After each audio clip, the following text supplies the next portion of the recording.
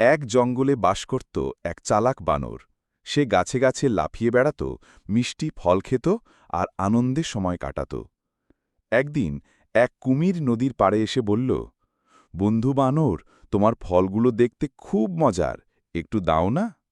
বানর হেসে বলল, আসো, আমি গাছ থেকে ছিঁড়ে দিচ্ছি। কুমির খেয়ে খুশি হল, আর তারা বন্ধু হয়ে গেল। কিছুদিন পর কুমিরের বউ বলল, আমি সেই বানরের হৃদয় খেতে চাই, তার হৃদয় নিশ্চয়ই মিষ্টি।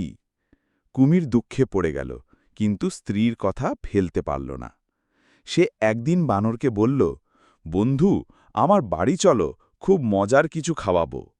বানর বলল, কিন্তু আমি তো সাঁতার জানি না। কুমির বলল, আমি তোমায় পিঠে করে নিয়ে যাব। মাঝ নদীতে এসে কুমির বলল, তোর হৃদয় চাই আমার স্ত্রীর জন্য।